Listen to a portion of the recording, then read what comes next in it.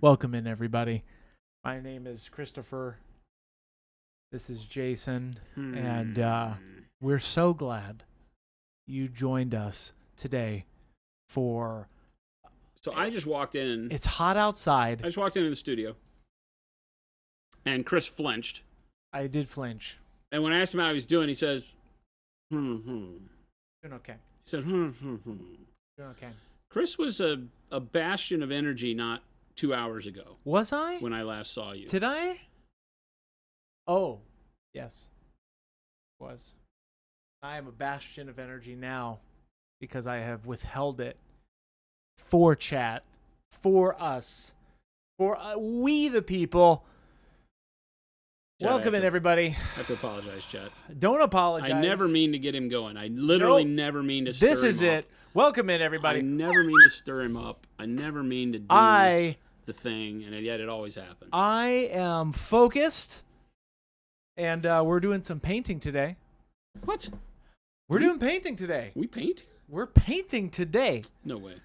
Yeah, we're painting up Surfer Girl here. Nibling asks, are we celebrating the return of the snack wrap today? What the heck is a snack wrap? Who are you? Am I supposed to know this? Michael Holtz, Bushman, Anna Starkey, Thumb Palette, Blood Walrus, T. Schmid, Danger Boy, Paint Liquor, Rattle Can. Welcome in, everybody.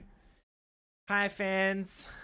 I'm imagining you saying it like that, Tim. So, hey, friends. That's Taylor. That's not Taylor. Oh, sorry, Taylor. I can see myself to the door. T. Schmidt. Hey, T. Schmidt, this one's for you. No, we are, says Michael Holtz. It's hot outside, but the paint is cool. It is really hot.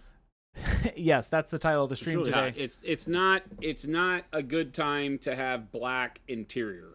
No. So, Christopher? I moved the camera. There's a reason why. Let me explain to you. If I need to move it back, there's been a slight jiggle to our camera. I can move it. I needed to. I just realized I did this. You see what I did up there? He's a paid professional, Chad. I locked the camera down. Paid professional. Okay. I locked the camera down, but I need to re-alter it. See, to get rid of more jiggle, right? Because the AC is like kicking in, right? So essentially, I hope this will help with the jiggle. Chris's OCD is one of the only people who will notice this, but yeah. So it's working. It's working a lot better. All right, chat. Since I paint here, I'll just tell you what I'm doing today. No, I'm sorry. I'll just talk to you, and I'll let you know what you might be able to see if we had a producer who cared. I'm sorry. If we had a producer who cared, chat, you would be able to follow along. You would be able to actually learn something. This is more like the class you slept through in college, chat. Where are you at? For those of you that didn't go to college, imagine sleeping through a class that was very important, and that's what this is going to be like. How does that feel? That's actually, you tell me. Yeah, I feel like, let me get my glasses. Let me put my eyes on. That's a little better. That feels good. I had to adjust it up because, oh yeah, that's great. That feels good. Sorry. Except when it is on like an earthquake. I know, but that's what my whole point with this was today, was to make everybody's eyeballs better. Oh, that's okay. Well, I just touched it. Hey, here for you. I don't know what to do. I think I should have to blink twice right now, but I'm not sure. I knew this was going to be a point of contention, and I forgot to have you come in early. Hey, you know what's up though? Shenanigans? What was I just about to do? Oh, yes. I have no idea. Welcome in, everybody. Look at all these beautiful people. I literally just paint here. I have no idea what he's talking about, chat. I'm going to move this to right over here. You do what you want. I'm doing exactly what I want. I do what I want. So it doesn't hit my arm. Chris, thank you, guys. Hey, Danger Boy Chris that was shaking so bad a second ago. Can you do something about that? Danger Boy fired. Right. That's me fired. Everybody else has a job. Anybody else want to join in? In the what? The festivities? The festivities. This is your time. Is this festive? It rail me. Oh. Whoa. What? Excuse me. Whoa. Hey, it's painting time with Jason Craze. Remember, chat, we're rated E for everyone. I'm so sorry. Except for those people. Okay. Let's all come back to center. The camera's fixed. Milliput does go bad, T. Schmidt. It will dry out over time. You know what doesn't go bad, though, T. Schmid? Friendship. understanding. Look, I do my best for the best. Thank you, Jason, for allowing me. Isn't it crazy? No, it's craze. How? Sorry, that was on you. TK says, glad to see you painting. Today's my first paint session in 6 weeks. Oh, my goodness, man. That's too It's too long, but we're glad you got back on that train. It is Therapy Thursday. Today is Therapy Thursday, Tech Elf.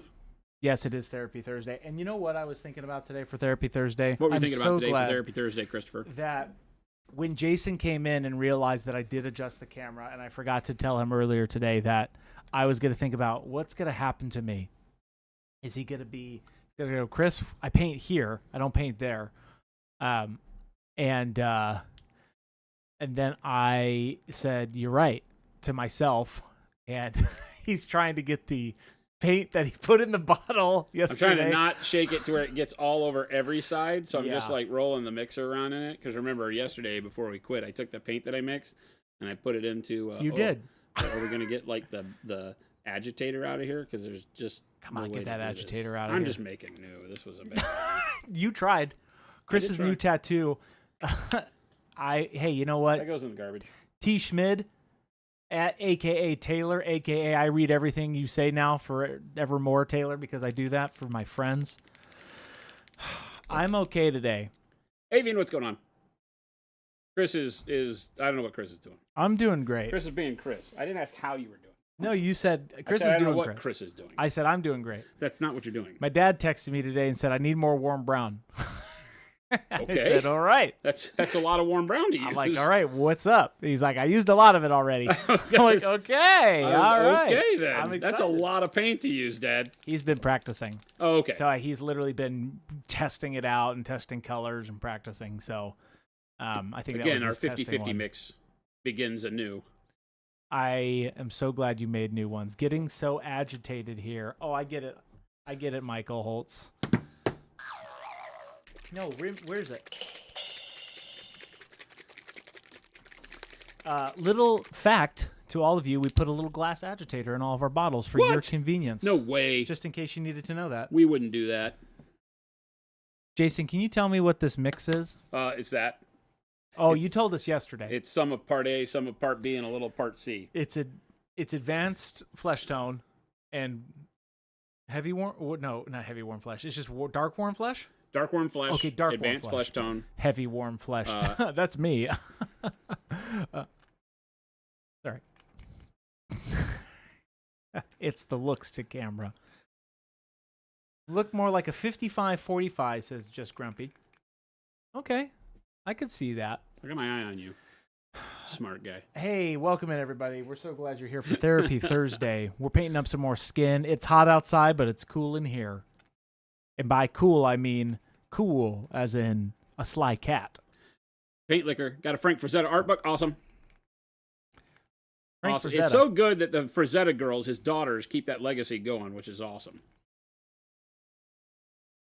I'm going to keep Jason's legacy going. No, you won't. After I take him out. Get me immediately. What? You will arsenic False. me to death. False. False. I will personally hand bury your grave. See? That's the thing. But it'll be, and I'll make sure I video it and stream it live. Streaming it live. You remember when he used to paint from 2 to 4 p.m. Mountain Standard Time? Again, using that hand tattoo as a way to check your opacity. You don't have one, go get one. And we're picking up right where we left off. Remember yesterday we did this amazing paint mix. Mm-hmm. And then Chris said no more. And so we had to leave. Well, here we are again, chat. Right back where we started. This is what I do. I get right back into the saddle. Right back at it. As if no Chris ever got in our way. I'm sorry, chat. I do have to apologize for that abrupt stop on time. Oh, I love how you just throw that on time part in there. Make it seem like you're the hero of the I don't know what you're talking about. Make it seem like you're the hero. We stream from 2 to 4 p.m. Mountain Standard Time, the last I checked. You know what we do, Chris? We have fun. We take care of the people. That's right. That's what we do. I'm glad you brought me back.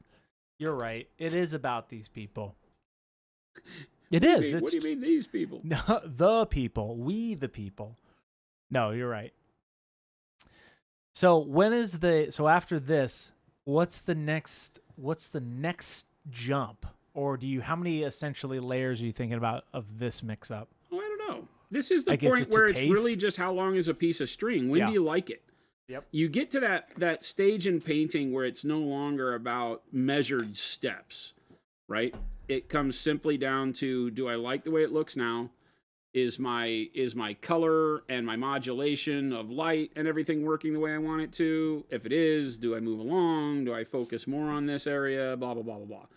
So that's where we're at now. We're going around and looking at each area of the model individually and saying, okay, how do I like this? How's this shoulder looking? You know, are the shadows too dark? Are the highlights too bright? Are they not bright enough? Is it not skin tone enough? Do I need more red? Do I want more purple? Right? So we're in that detail phase, which even for a model that doesn't have a lot of detail like this, yeah, I say that's not fair to say, right? That's doing a disservice to the designer of the model. It has a lot of detail. The detail is in the human form, not in like chingus's hanging off, not like skulls on the belt kind of details, right? Yeah, a chechapes. Yeah, that's not a word, but we'll stick with doohickeys, Chris. Okay, because we do real language here. I'm a wordsmith.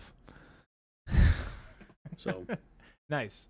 Yeah, I think the sculpt definitely, like you were talking about yesterday, is very academic, but not to downgrade the quality of it. It's just very academic. Yeah. It's a good practice model.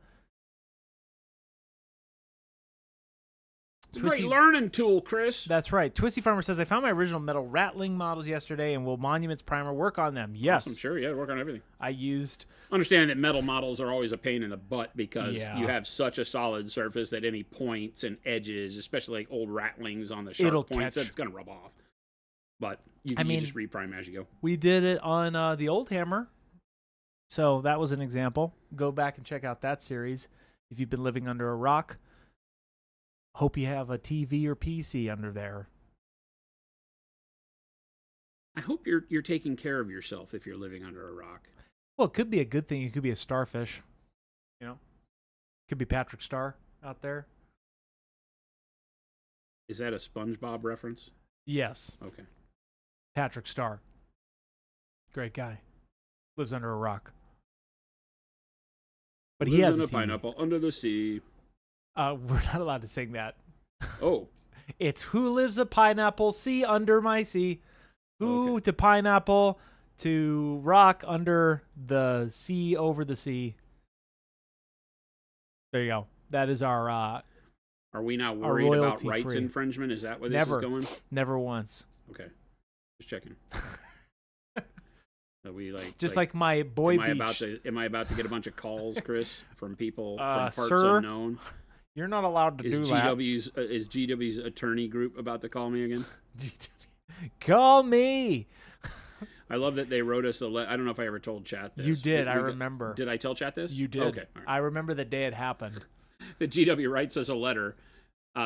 Dear sirs. Yeah. And so I immediately answer them back without paying attention to any of the letters, saying this is a woman-owned company. That's all I said. Have a nice day. That's all I said. Speaking of woman-owned company. It's a woman-owned company. Welcome in, everybody. I tried to pitch that to you. They never once answered that, by the way. They didn't? Not that. Because they sent the same. They sent the same demand again. Oh, sure. Right. Worried for Chris's mental state has, yes, intensified. It has, Taylor, HBTV. Chat, I'm a liar, says Flapjack Nicholson with a month. An additional month, getting you to 12 months. What? What? Welcome to the Liars Club. Wow. They've subscribed for 12 months. Welcome. Sweet. Welcome. Only true liars make it this far. Because nobody in their right mind can actually like us for 12 months and be telling the truth. That's true. So I agree with that wholeheartedly. That's where the Liars Club came from. For those of you that were wondering. Wait, when does the Liars Club happen? 12 months. 12 months? Does it? Because if you've been here for 12 months and you still show up and say you like us, you are definitely a liar. If you show up for a month. Hey. I'm not that bad. I'm kidding. Nope. It's 2 years. Oh, for the badge. Oh, yeah. The white badge is 2 years.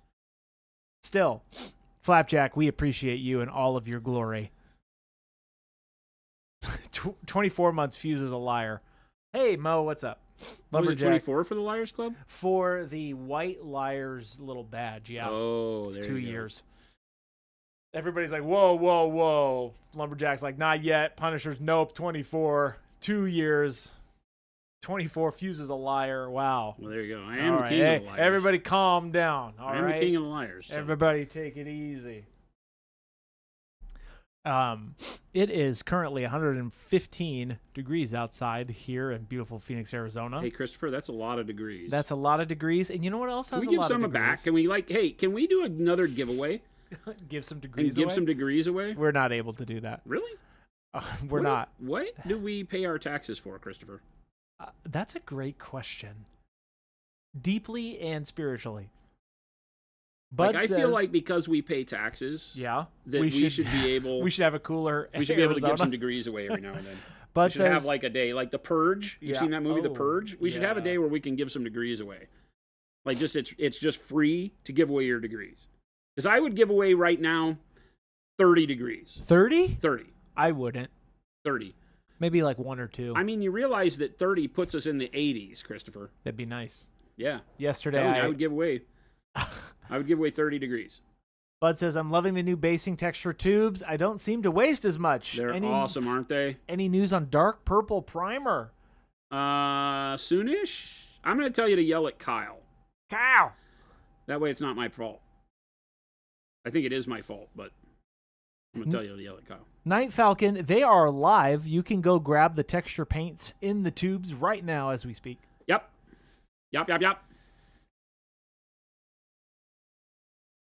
95, yeah. But here's the thing. I went swimming yesterday, and it was 116, and the water was decently warm. But my God, it's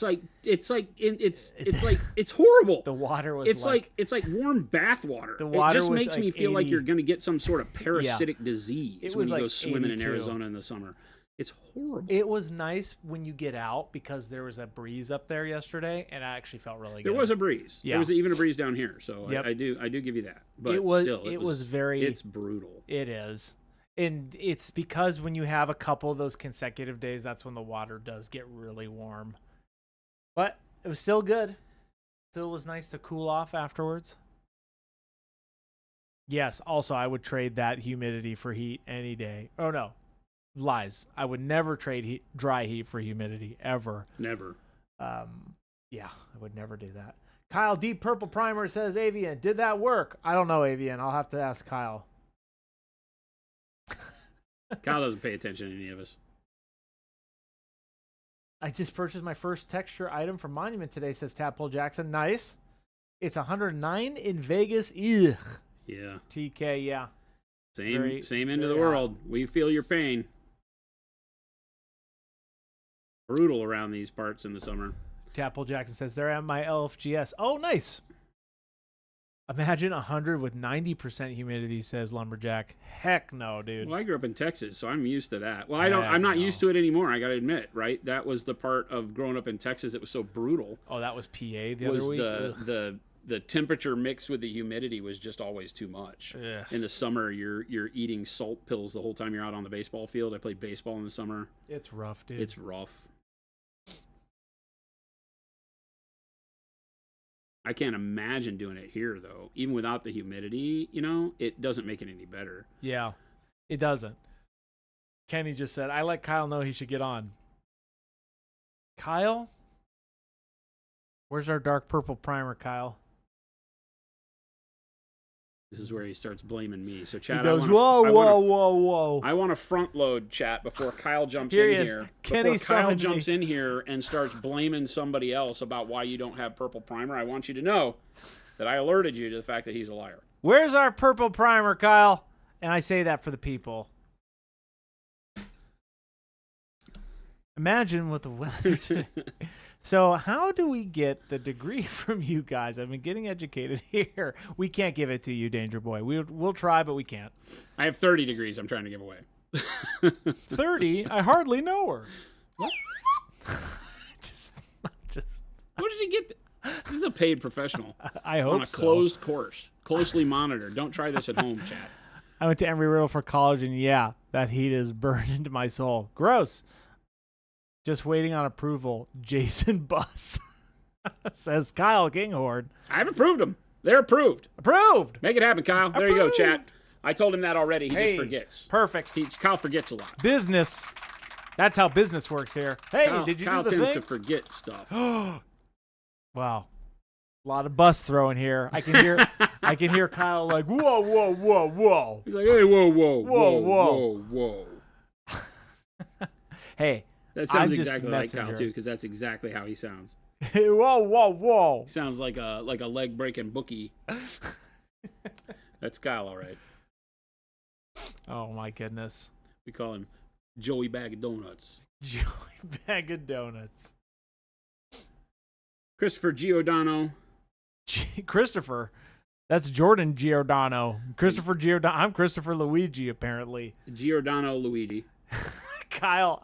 Hey now. Oh, hey no. Hey, okay. All right. Everybody take it easy. You guys. Happy to be alive today, Jason. You know? Are you? Yeah. Right, why not? Good. Why not? Yeah, why not? Why There's not, nothing better Jason? to be Why thankful not? for. I'd be thankful for being alive today. That's good. I'm That's liking good, the Chris. skin workup. I think you're doing a good job. You know? I appreciate that, Chris. Yeah. I appreciate the recognition of the effort that I put forth Yeah. for spreading the love of the hobby. I really do.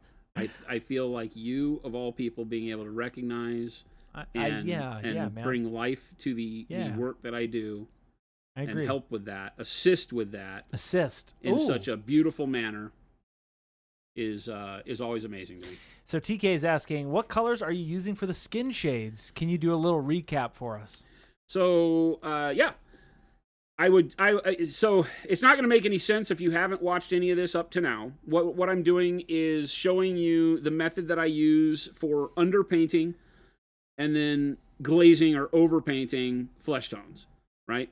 So everything that you're seeing me do here is based on a collection of colors that I paint first to create the illusion of all of the life parts, I guess we'll call it, right? The liveliness of skin, meaning gristle and blood and guts and all that stuff that sets it apart from just being brown paint, right?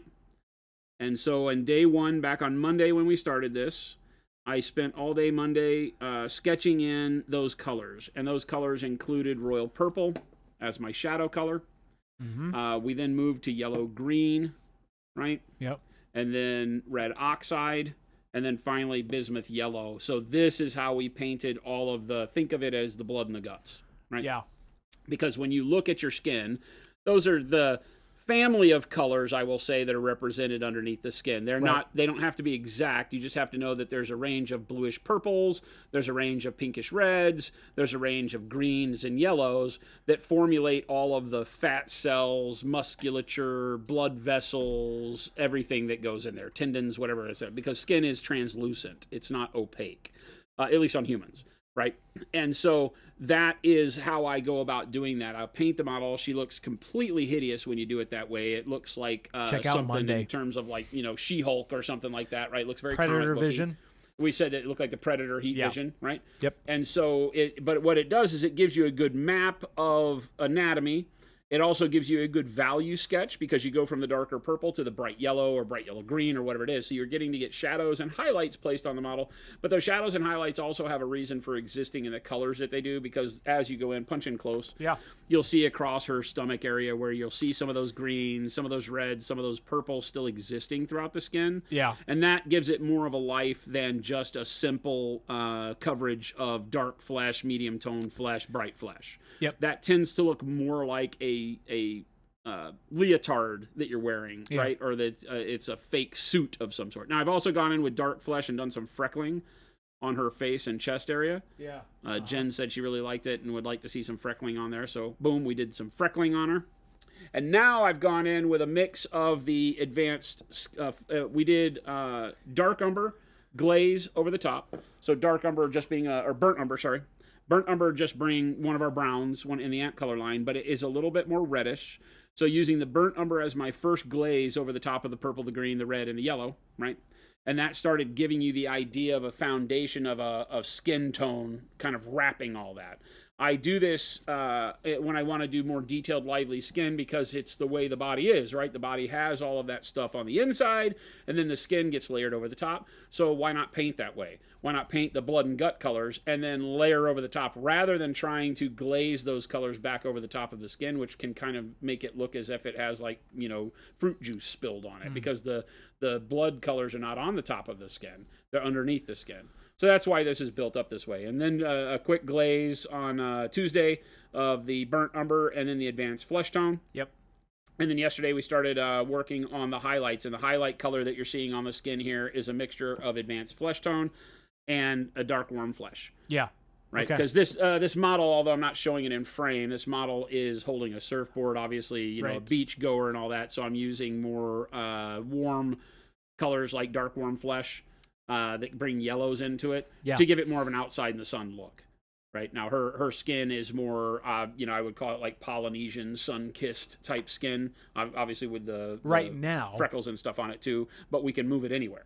Like if I decide to make it brighter, I can. I do like where it's at. I think that with the brunette hair and the darker flesh might be really cool. But we'll see. So this is my mix that I've done right now.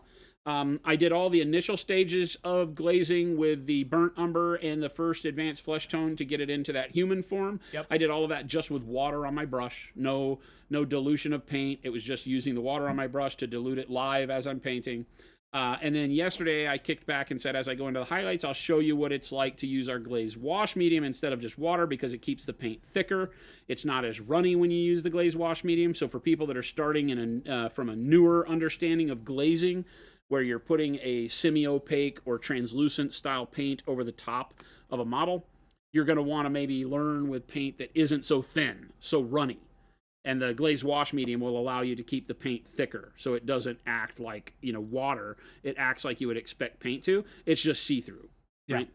So that makes that world a little bit easier to navigate as you're learning. So that's where we're at now.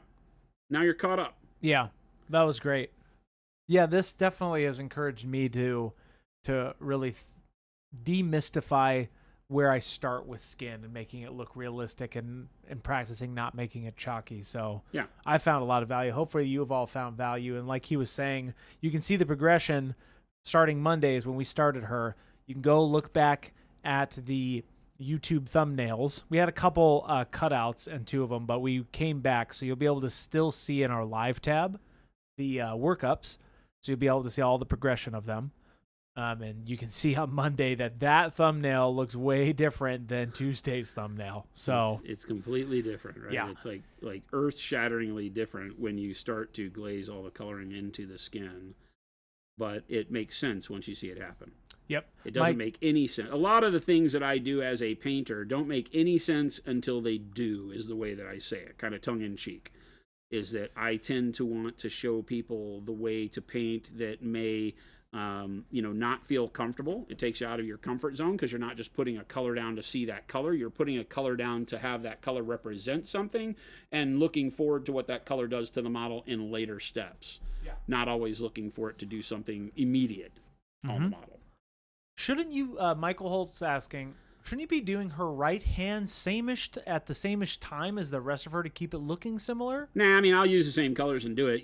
I would suggest that if you're newer at doing this, then yeah, paint all the parts that are going to be this color just so you keep all of your mixed colors correct throughout of that. I'm confident that I'm not going to have any problem just painting the hand and having it look right.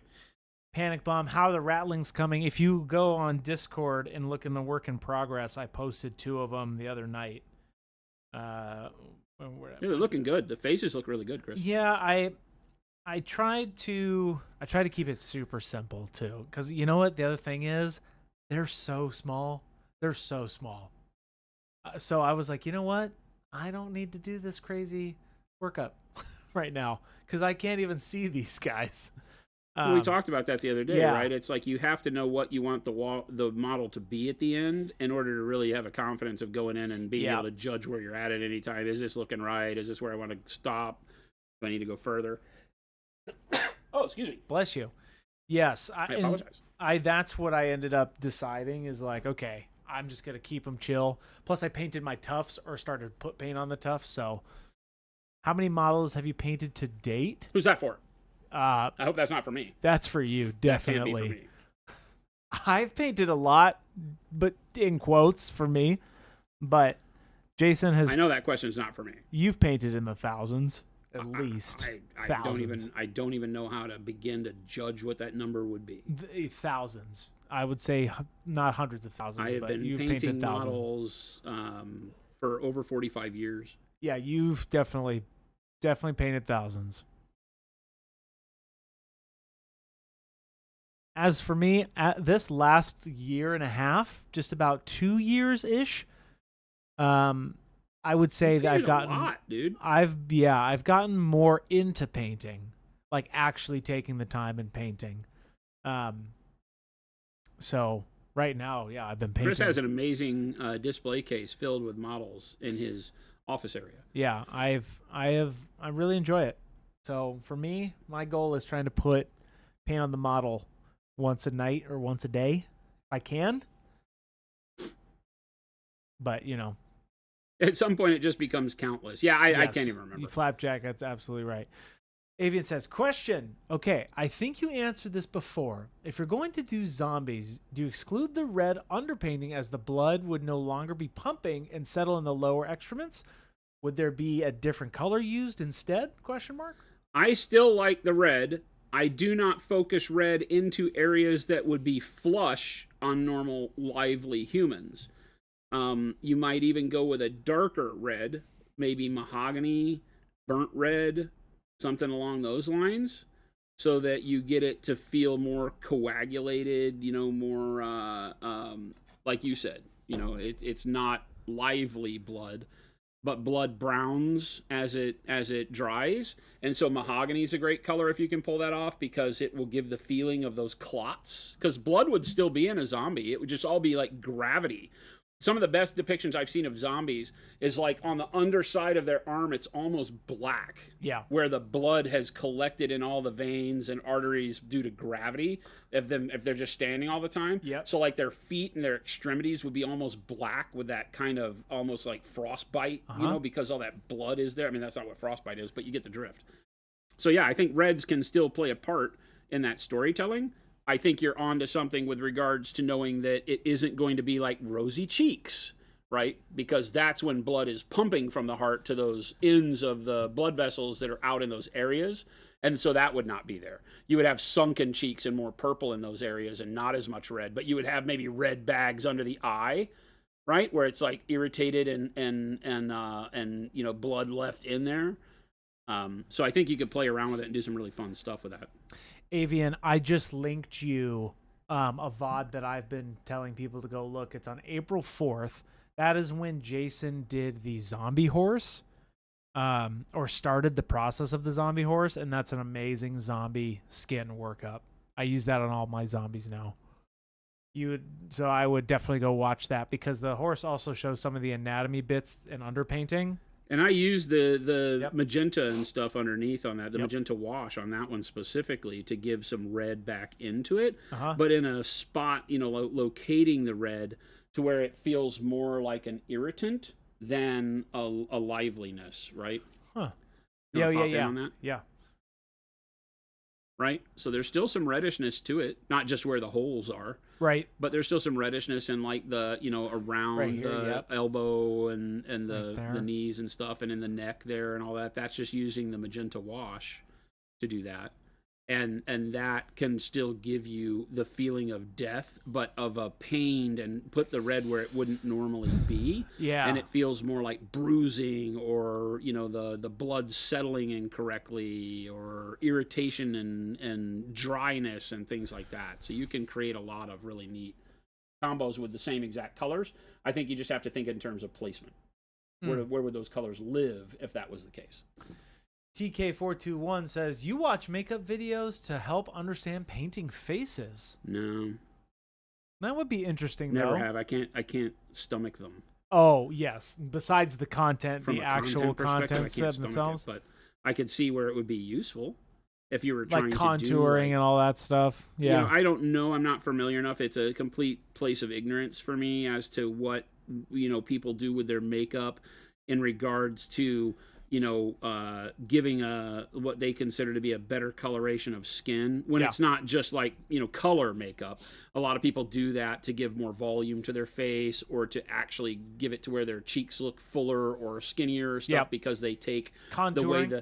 Is that what it's called? Contouring? I think it's called contouring. Don't where they quote take me. the color of the skin and they push it into areas where their skin doesn't represent that coloring Contouring. so that it reshapes and all of that, which I think could be really useful if you learn that. It's just not something that I think in those terms because, when working on these sculpts, they kind of define where the volumes go for me. It's already done. But yeah, I think it could probably be very useful. Niblink says, okay, real question. I want to get the Sisters tank with the stained glass windows. Yeah. What would be a good approach to doing stained glass that looks like it has some transparency? Interesting. Using our transparent colors is really great on all those stained glass windows and things on tanks, like the Executioner or whatever it's called. The transparency, if you don't prime the clear plastic window that they have, hit it with matte varnish first, because the matte varnish will act as a primer, so to speak. It'll give you a base layer. It will make the clear look frosted. But then when you put the transparent paint back over it, it'll give you that stained glass look, and light will still go through all of those because you started with a clear layer that even though it's matte, it's clear. Light becomes translucent through it and acts like that stained glass. So think in terms of you want to prime all your plastic, but prime with matte varnish, then use the transparent colors to represent that neat kind of stained glass pane, and now you're done. That's a great idea. Super easy. Done. That's how you could do glass in general. Yeah, done. It gives a surface for the color to grab onto, which is what you're missing with just that clear plastic. And the paint skates along the surface, and it sucks. So matte it out. You'll freak out because it'll frost it and dull it down. It won't look like the clear anymore, but doesn't matter. Then you paint the color back over it. And then at the end, you can technically take it and put gloss varnish back over it if you want it to be see-through clear again. It'll work. Yeah, so. That would be kind of a cool thing for little goggles. Tricks of the trade, my friend. When doing those stained glass windows, would you need to hit both sides with color, says the Punisher? I would play with it and see. If you can see both sides, it might be good to do so, but you probably want to make sure you're thinning your color out so that you don't work towards opacity by painting both sides, because it's going to be like layering more paint on. Yeah. So I would go thinner and let the color from both sides, if you can see both sides, they'll amplify each other, right? So if you put a thin coat of red on the front and a thin coat of red on the back, it'll look like a medium coat of red overall. So just remember that. Yeah. Okay. You're not painting both sides, like painting this side and this side of this model. They don't have any interaction with one another. Painting, one side or the other of a clear thing, they amplify each other. They basically double up. Right. That's cool. Yeah. I'm excited. I just got another model yesterday that I'm adding to the Rattlings. It's the commemorative model. Oh yeah, you told us about it. Yep. I got it, and I really like that model. Nice. I don't know. I'm not going to use him, but just fun. I just want him on the sideline as the commander or something.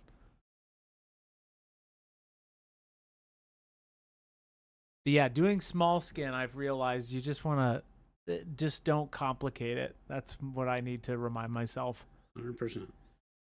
It's true of everything, right? Just don't overcomplicate. Ask yourself what you need it to do for you in the scene that you're putting it in, and then just be okay with that, Yeah, I did that because, what I need to do is, because we talked about this again yesterday, I've decided to paint the tufts too. Put like a dry brush of yellow-green over them. Yeah. And then I set them on the ground, and I'm like, well, shoot, their shirts are yellow-green. So it just looks like a little yellow-green dot now. So I got to go back and do some washes over that and all that just to make it pop more. But yeah, I'm liking how they're coming out. Good. It's fun, chat. It's all about the fun. Keep it fun. So they tell you. That's what a paint company would say, wouldn't they? To get you to buy paint? You never. Capitalist pigs. Just trying to get us to buy more it's paint. Fun. No, we want you to truly just paint. That's it. We were talking about that today in our secret business fun time meetings.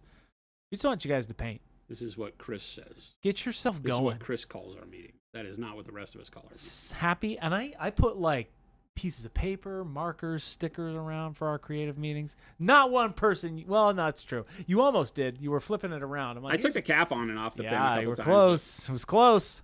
I'm going to get Jason a fidget I spinner. have all you guys to do all that. I don't have to touch the markers. What are you kidding? Hey, that's okay. That's what they're for. Markers, man. What are some techniques I could practice painting up my Tyranid, says George. Holy cow, that's a how long is a piece of string question. George, you have any burning questions on a technique? Glazing, dry brushing? All of the above. I think that the best way to not number one, to learn your tools is to practice your tools. So I typically tell people that whatever technique you feel like you are weakest with at any given time, make sure that you fit that into your rotation. So if it's something you haven't tried, something you've heard about, something you've wanted to do, I would definitely start there. You know, glazing, non-metallic metals, you know, whatever it is that it intrigues you, but you haven't yet taken that step. That's a great way to start. And then also don't forget the tools that you do a lot. Keep those in muscle memory.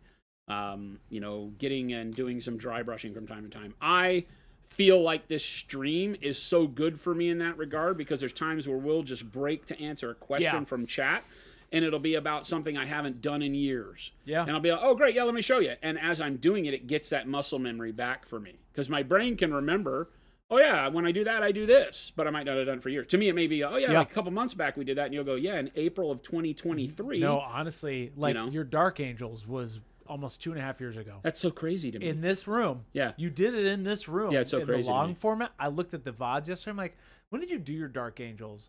And that was like one of the first series you did in here. I think so, yeah. Which it blew my mind. Yes, Flapjack, I need to rename my meetings with Jason. That's a good one. He gets no more meetings with me. I get a couple. I have become booked on Friday mornings from 12 a.m. till whenever Chris leaves. 12 a.m. No, there's a little sliver. It's beautiful. You look at everybody's meetings and they're like, hour and a half, 30 minutes, maybe 2 hours. And then mine's just like 15 minutes. That's is true. It's more of Art Deco on the calendar than anything now. That is true. Chris's meeting is the only one that really takes into account my sanity, right? And that's okay. Like, look, Jason, I respect. I do your time. I truly do. If I need to make a meeting and take your time, it should be as fast and efficient as possible. And I can't even do them in 5 minutes on the calendar. The extra 10 minutes is for me. Yeah, I think it's funny that the calendar it won't let you do like 5 minute meetings. Give me a 5 minute It's basically saying if you don't need 15 minutes or more for your meeting, it's not a meeting. False. That's what the calendar is saying. False. I call them power meetings. Meeting 2.0. So I am with a smaller number one brush. I'm going through and now we're glazing in more specific areas, working on blending, getting the color defined better in these areas, you know, working on everything from the amount of contrast we have where bright colors are nestling up against dark colors now, using the same mix, this brightest skin tone that we're doing to glaze back into the shadows to pull it all together. So this is the fun stuff, actually. This is where the thing starts to come together in a more fluid manner. Yeah. It is the time-consuming part. It is where you'll see me move around to different parts of the model because I get bored with certain areas. Yeah. And so I'll continue to just kind of, you know, go where the brush takes me. Where I'm like, okay, I'm kind of tired of that. Let's go paint over here. And you're just looking for areas that are sticking out to you, or you have any rhyme or reason to what you're doing with the... You know, I'm looking at areas right now that feel a little dark. Uh-huh. And then punching them up a little bit because, you know, whenever you're dealing in contrast and value, volumes, all the things we talk about, you're really having to reevaluate it all the time. Yeah. And look at, okay, well, I've got like these abs here, and how bright do I want the ab area to be versus the rest of the body? And some of that may be, you know, legit because of the volume and the way the light would hit it. Some of it might just be because we've got an awesome sculpt. I just want to bring more attention to parts of the model that even though my lighting direction wouldn't have done that, I want to do that, right? So that's what I'm doing now, is on the abs, just kind of brightening it up layer by layer, using very thin layering to do so. so that I can find, the pinch of the abs here at just over the belly button is such that I've got highlighting at the top end here.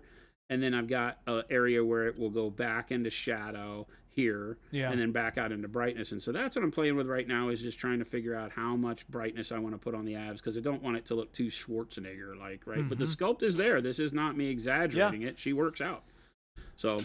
Yep. And the going back to George's question about, what techniques could you teach for a beginner? I don't really know, but maybe something that's useful for beginners. So what's a useful beginner painting? Doing Tyranids was the question, right?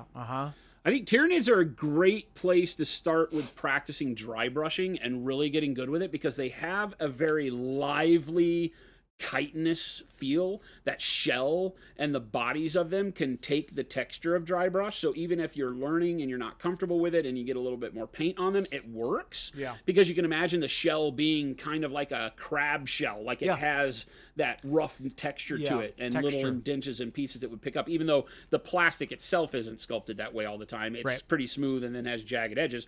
But dry brushing and the texture that dry brushing brings looks really good on Tyranids. So I think dry brushing, I think that kind of values, that zenithal prime value sketch on them with dry brushing, and then using glazes or speed paints over the top works really well for them.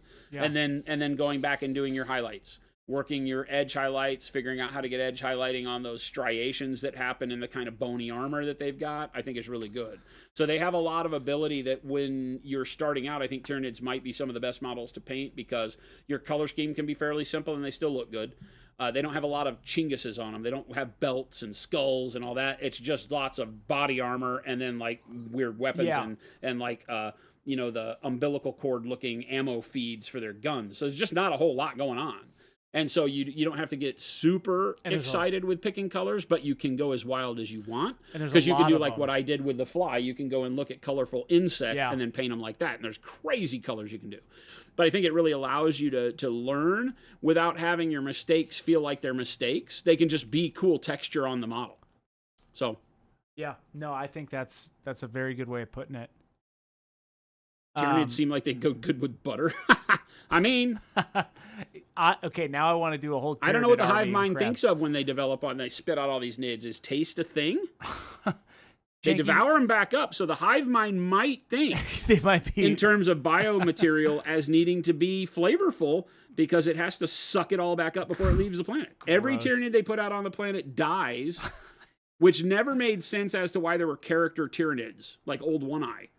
Like, that's not how Tyranids work. Everybody that's sent to the planet's surface gets regurgitated by the long trunks from their hive ships that touch the planet. Oh. They suck all of the organic mass off of the planet, including the soldiers that went down to the planet, and then the hive mind spits them back out.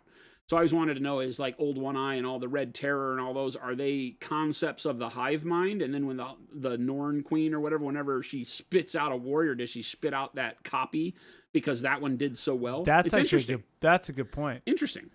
Chanky says, if you're going to freehand a scar or an old scar, what would be the process? So old scar tissue tends to pucker the skin, so some texture to it would be good, right? By pucker the skin, I mean like the edges of the scar tend to have, over time kind of gotten stiff almost. Yeah. It won't have a lot of pinkishness to it. It'll be like a very desaturated skin tone, kind of like when you're painting the cuticles on fingernails. So you don't have to worry too much about color. Fresher scars tend to be pink, but over time they're not. Yeah. Like I've got a scar there on the end of my finger where I tore the end of my finger off, and it's just this like semicircle now of scar tissue. Something. And it's just like, I won't say white, but it's like that very desaturated skin color. It'd have to be a pretty big scar on this size of a model, too, for it to really be visible. To resonate. Yeah, a lot of times we do them with pink so that it really drives home the story of the scar, and that's more fresh feeling. But there's no reason why it can't be. Derpstick has a question. Whenever I'm painting, sometimes I get droplets of paint at the end of my brush strokes. Why does this happen? How could I prevent it?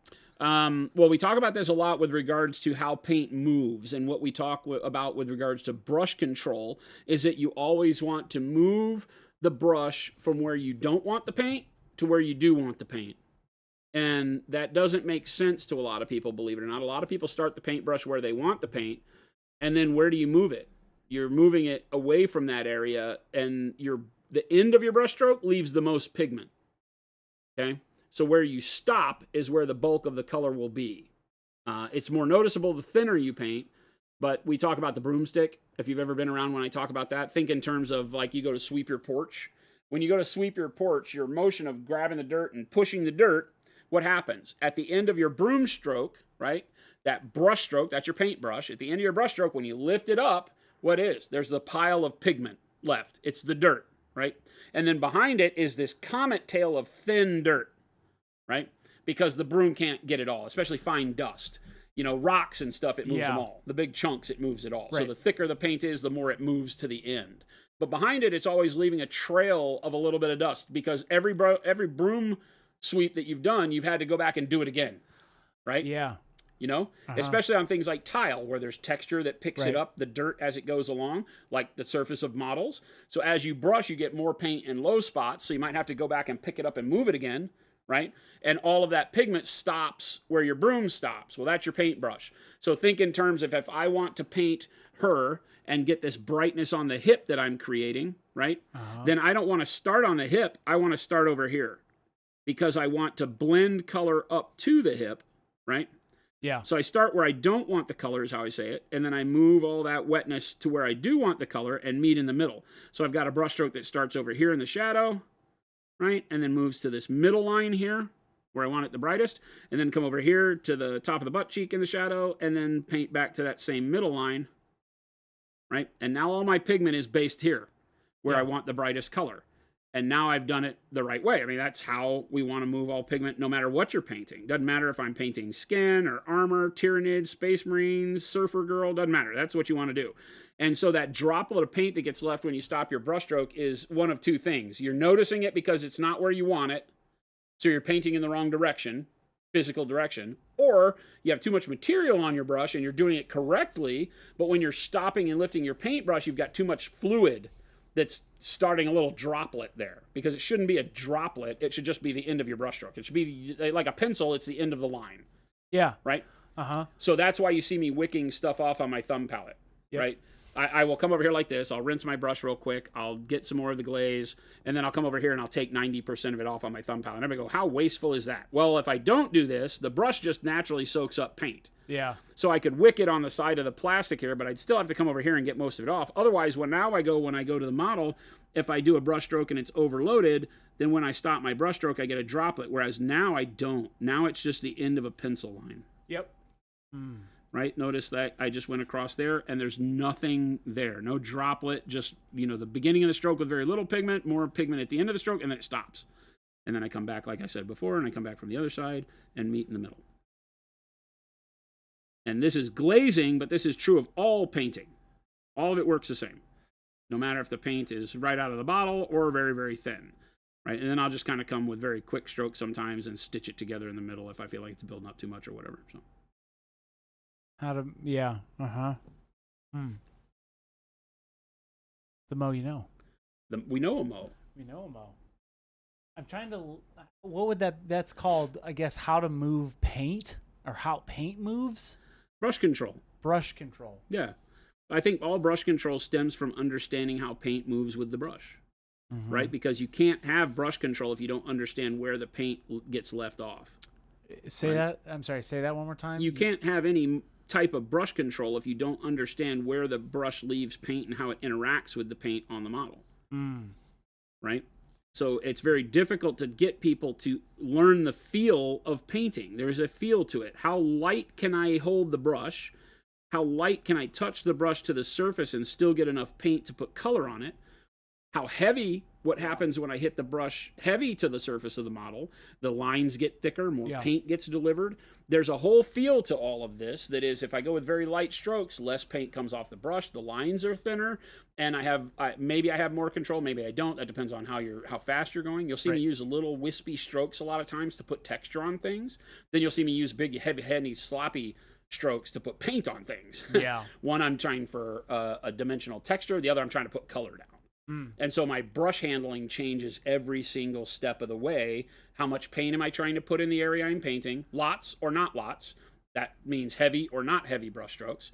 And then am I trying to do textures or am I trying to do coverage? And if I'm trying to do coverage, then I press a little bit harder so I can get thicker lines so that it's fewer brush strokes to deliver more paint to that area. If I'm doing texture, it's lighter weight lines so that I can put more lines in a small spot to give it that texture, or dots or whatever it is. Yeah. So that's what I mean and what people talk about when we say brush control, is learning how the brush interacts with the paint and the hand to deliver the paint correctly in the area you're trying to paint. Nice. Hey, thanks, man. Hey, thank you, Chris. Thanks, man. Hopefully you're all understanding what Jason just said, because that was a big one for me, is understanding the brush as a broom was a good visual for me, right? The brush and the broom. Everybody's done that. Right? Yeah. Everybody's picked up a broom at some point in your life with your mom yelling at you, telling you to sweep the porch, dang it. If you stop griping about it, it'll happen quicker, right? Yep.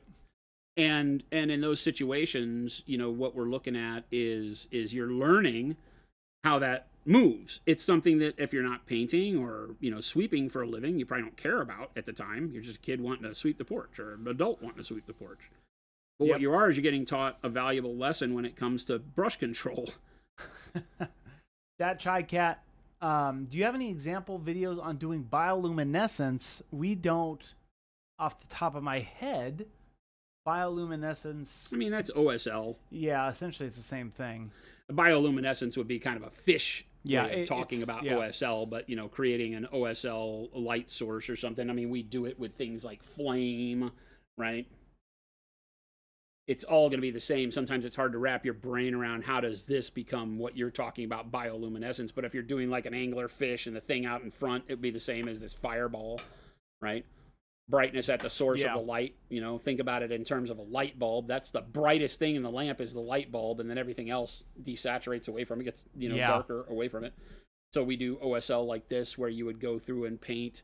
You know, you could do it from painting the model in its entirety and then go back with transparent white and dictate where that light needs to be, where on the it, light is, and then put it on. Or if you're starting from scratch, if you're doing like Space Marine eyes, you know, or you're doing like this fireball, you just start painting it from white, and then you start layering colors up on top of that. Using the fluorescent colors works really well. That's what Jordan's done here, is use our fluorescent green and fluorescent yellow.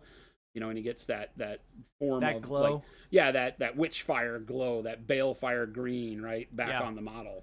So, yeah.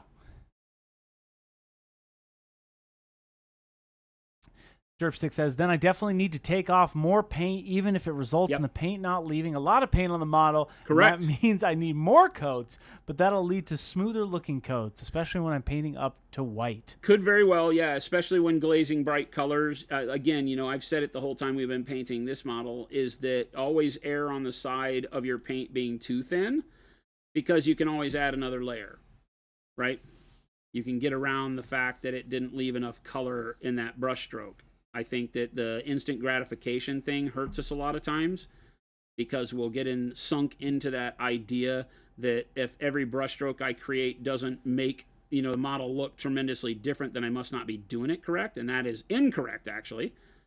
Sometimes your brushstroke does very little for immediate satisfaction, like the ones I'm doing right now don't do a lot for changing the model immediately, but I can see it close up, and I can see how my color is changing, right? I can see how the cheeks are getting warmer with every layer of paint that I put on there. And it sounds funny because I'm only doing 2 or 3 layers of this color too, right? It's not like we're spending 15 layers of time. The model's big, so it's taking a lot of time, but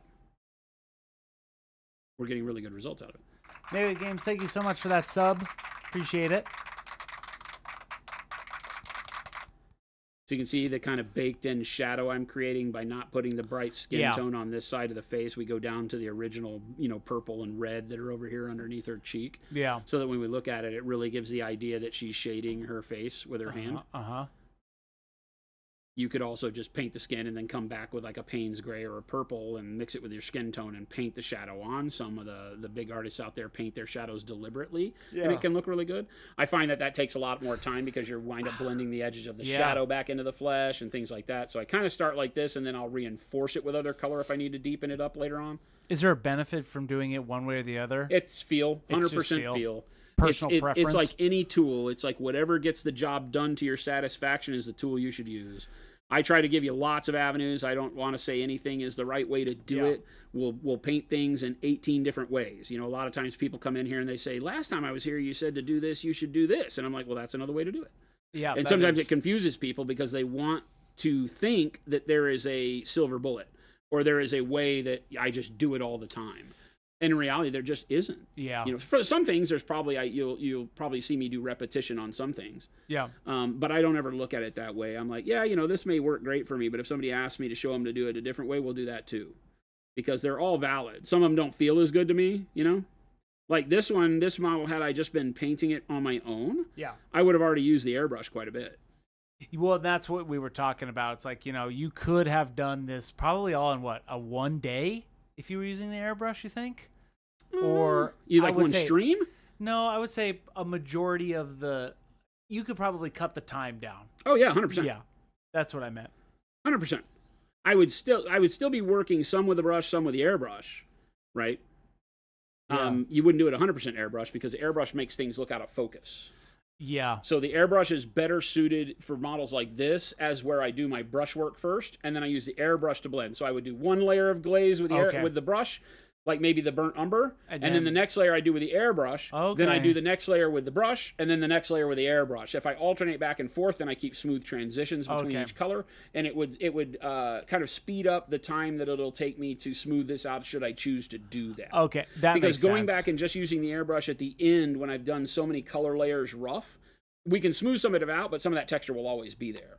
Yeah. Which is fine for this because it's skin. So for me, I love the texture being. I mean, zoom into her, right? Yeah. You'll see that I'm not worried about blending. We're blending, but we're doing it in a very artistic manner where my brush strokes are being the blender, not the blended edges of the paint. Yep. Right? So this texture feels more like painted canvas at this point in time than it does painted plastic. And that's okay. I love it. You know, I think that that's a great thing to do here. I'm almost to the point where we'll do the whole surfboard by hand too and not use airbrush because it'll look really weird if we do airbrush on the surfboard and we don't hear it. Although there is a world where just the texture on the skin could be fun and I paint everything else really smooth. So we could airbrush the surfboard and it looks like a totally different material because the airbrush makes it look super smooth or stippled or whatever I do with the airbrush and the brush versus the skin being all brush and haphazard, which could be kind of fun. Although I think in this situation, it makes a half-naked woman look like she's hairy if everything else is smooth. So I probably do the whole model and composition with the brush just so I keep it as an artistic formation of texture across the whole thing as if I were painting a canvas of it from scratch as opposed to the other ways. Have you guys ever checked out some of Juan San's OSL work? I've probably seen it. The name doesn't ring a bell for me immediately, but... What's Jason going to do on the bikini? I don't know, not a tropical flower because she has a flower in her hair, so I try not to reproduce those things. Plus, there's not a lot of area. Anywhere I would do flowers would look a little overtly wrong. Yeah, it would really stick out. You know, because she doesn't have heavy straps. If she had like a one-piece bathing suit on and more area to do something like that, I might. But she has a flower in her hair, polka dot, so I'll let that be there, and then I don't know, we'll come up with something white I could see it all be just one color with a trim and then like a logo. We could come up with she might have the monument M on one breast or on her butt or something. It doesn't really fit on the butt very well, but I don't know, we'll play around with it. El Miniaturista is his online name. Yeah, of course. He goes a little bit overboard of it, but very, very good with lighting. Very good with lighting. He basically does a white oil wash or a white ink wash to define the areas like for indented spots. He does very exceptional work when he tries to do illumination from like runes, yellow eyes, stuff like that. Yellow polka dots. Could be a little yellow, awkwardish. Yellow polka dot bikini. Yeah, that actually could be kind of fun. Red and yellow. I gotta figure out those types of things need me to understand what I'm gonna do with the surfboard. Well, that's what I was gonna say. Wouldn't you do the surfboard first? I don't know. I mean, there's a world where I don't think you match your bathing suit to your surfboard anyway. Probably not. So maybe the haphazardness of it brings in the reality. Goblin green polka dots. Great idea, Grippa. I'm reluctant to say that out loud, but a great idea. That's on you, Agrippa. Monument logo surfboard. That could be cool. Yeah, El Miniaturista. He's great friends with Angel Geraldo's. Yes. And so Angel will send me images of his work from time to time. Awkwardish, how have you been? It's been a minute. Turquoise surfboard. I like turquoise. Turquoise That's not a bad color cool for summer vibes and stuff like that. And then what you're going to do... I could tee a turquoise with like a thick white stripe down the middle. And my idea was that... I want a shark bite out of it. Well... Take a Dremel piece and do... No. No. We're not altering you the model do that? at this point. But, you know, like a big white stripe down the middle, and then somewhere in the stripe is like an oval or a circle that breaks into it, and then there's a logo in the oval. Would be kind of cool. Turquoise, Agrippa says, a turquoise wave pattern on the board. You could do synth wave. No, that was a test, and you guys all... I can't believe not one person... this is on you, chat. Not one person has mentioned synthwave on this surfboard. Northrax, turquoise suit and bright red board could work too, right? The red on the board could be cool. The red with the white stripe and the logo on the board could be neat, and the turquoise on the suit. I like turquoise and red playing together. Motherboard fried. Oh no! I'm gonna basically what I'm gonna do is I'm gonna go and look at like surfboard graphics because it's not a world I navigate. You could just do now. Here's something you could do. You could just do like a wood surfboard, like a wooden style grain with freehand wood grain on it, like a varnished wood, and then do a colored stripe and do the colored stripe with the logo. That would be really bitchin'. Actually. Rather than. Because there's a lot of surfboards. So you're trying to kill me by making me freehand wood grain is where you're going. I mean, that would be an amazing tutorial of I really like it. I think we can make that look really rad. Yeah, if you could do that. Wood grain. And then the bottom of the board could be like just white. Or however those are. That varnished, whatever that style is. That could be kind of cool. Freehand wood grain on a flat, wide surface. Chris is insane. I'm not insane. Jason could do it. He is insane, though. It might be too Whether much. I can do it or it not might has be nothing too much. to do with Chris's sanity. I'm just saying. A worthy sacrifice, says Alex WP. I think stripes would be cool, and you guys can teach lines that are regard. Yeah. Well, we have a video basically on teaching lines, but this would be a very good essentially follow-up. Ratfink on the board. Okay, Ratfink would be really cool, actually. Okay. I might not put the RF on there, but doing like one of the characters on there. Yeah, that could be really cool, like the Big Daddy Kane's or Big Daddy Roth stuff on there. I said Big Daddy Kane. Michael Holt says, hey, in 1974, I had a board done in what now is known as synthwave. That was the style. Well, those are very summer colors, right? Mm-hmm. All of that works. That could be cool. Flapjack says, I'm picturing a whiteboard with a big orange stripe down the middle and a smaller turquoise stripe on either side of the orange. Hey, let's just, none of you are going to come paint this, so I just need you guys to all just shush. Lumberjack says, I knew you'd like that idea. But Flapjack, that does sound aesthetically pleasing. That's what Lumberjack said. Yeah, the Ratfink could be cool. The board is big enough that I think I could do justice to a character on it. It would be fun to freehand that for sure, right? Because it's a little more detailed, so that would be fun, I think, for people. Normally, we just do shapes and stuff, so doing a character that's multicolor would be a fun way to show how I build up the idea of freehand in that situation. You know what's funny? I was at this one store up by I live, right? And there's those freaky alien statue stores. They had like about a 3-foot tall Ratfink. Oh, really? And it was actually kind of cool. I'm like, oh, that would actually be kind of cool for the studio. I could make my own version of like one of the hot rod guys, you know, like the demon coming up out of the hot rod. Or you could do the bottle. Yeah, you could do our bottle. Oh, yeah. That's what we ought to do. The world doesn't know about this We'll yet. do it. And we have a new mascot, guys. A new character mascot that's really fun. You could just take that and freehand that on there. That's the thing is I'll do that, but I could do it in kind of a Ed Roth style where he's like all flamboyant, you know, kind of on a surfboard or something like that. That could be fun. Kind of fun. On the board, that would be detailed. We like that. I'm not above a challenge on a model like this. Well, because it's such a cool, it's a cool. You thought canvas. Chris was the mascot? Are you kidding? Have you met Chris? Would you let Chris out in the wild to talk about your company? Is the new mascot Chris's bare legs? You like that, right? You want to know we did that for you. And Little Billy. The question is, I haven't seen Little Billy in a while, but that was really for Little Billy.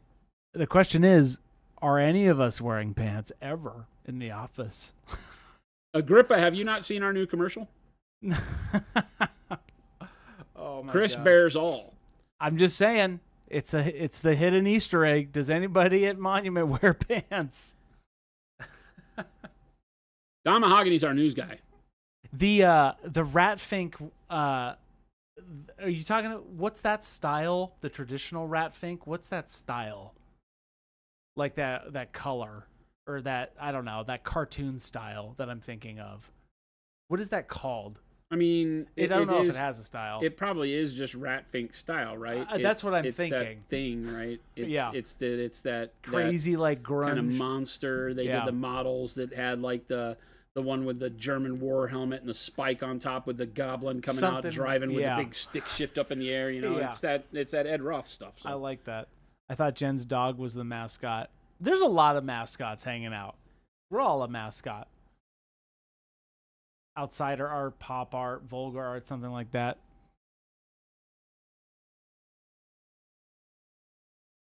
A lot of cool ideas. What he's ended up going to doing to the board is just making it a wooden plank. Wood will be very hard, but really rewarding if we get it right. I'm with Tech Elf, says Awkwardish, the Gentastic Unicorn. We could just make the board just an art deco of a bunch of characters. Really make Jason's life a living fun time. That's not... we need to talk about Jason, I would like 5 characters on this board, and for the next month and a half on stream, we will just be painting this surfboard. All right, you asked for it. You asked for it, Chris. I can achieve and deliver all of these things you asked for. I don't know that you're ready to actually get what you're asking for and not what you thought you were asking for. I need a freehand style tutorial out of it. So whatever speaks to you, Jason. All right, here we go. You heard it, chat. Captured. How to freehand with Jason HBBBBBBD Craze. Speaking of Jason HDDBBBB Craze. Welcome, everybody. It's 3:15 p.m. Mountain Standard Time, and that is a unit of measurement. You know what I hope? I hope that every one of you out there in your life has somebody like you have your own Chris. That's what I hope. I hope everybody has their own Chris. I appreciate that. This is where chat goes, I thought you liked this. I'm here for the people. It is 115 degrees out. It's hot. And we're not allowed to give you any of those Holy degrees. Smokes, it's hot. Speaking of smoke, it is 115 outside. It is burning up. And when I mean burning up, the outside is hot, but our paint is cool. My whole feed lately has been filled with this stuff about how by 2029 Arizona will be We'll just be a fried egg. No, we will be drinking our own toilet water. Oh no. That's how the media is presenting the fact that these new high-tech water treatment plants are going to be able to supply water back into the potable water supply, not just the non-potable supply like they do today. Oh boy. And so they're spinning it like you would imagine the news would spin it. We're going to be drinking your pee, and by 2029 in Phoenix, it's like people leaving. The next thing you're going to see real estate prices plunge because people don't want to drink urine. Great. Welcome to the desert, people. I need it. It is. It's like being a Fremen. Dune, we're here. Oh my gosh. Lizan Al Gaib.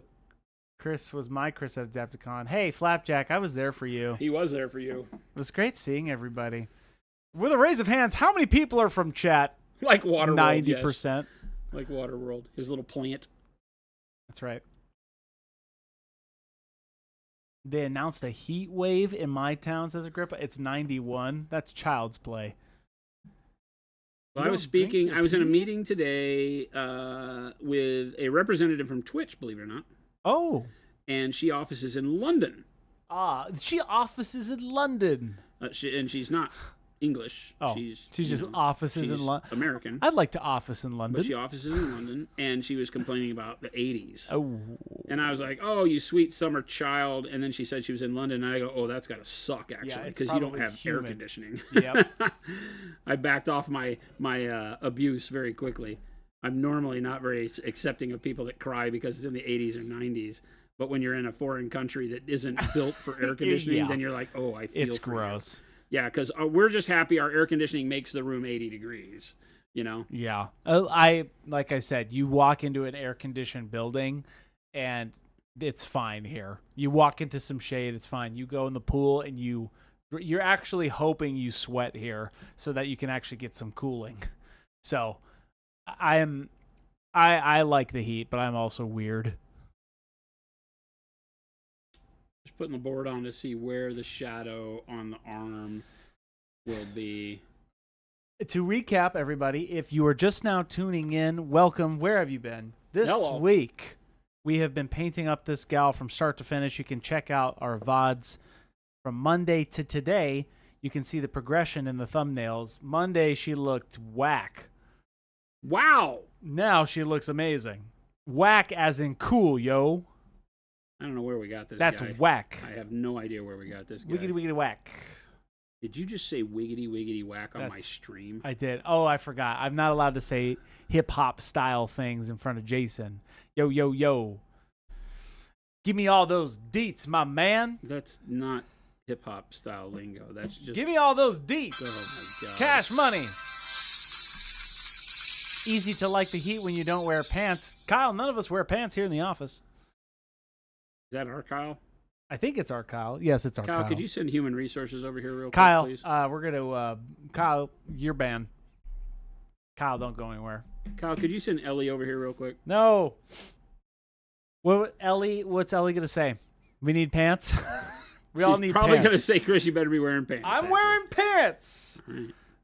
I'm wearing pants, Johnny.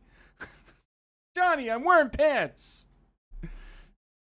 Darling, light of my life, I'm wearing pants. Oh, I love it. Light of my life.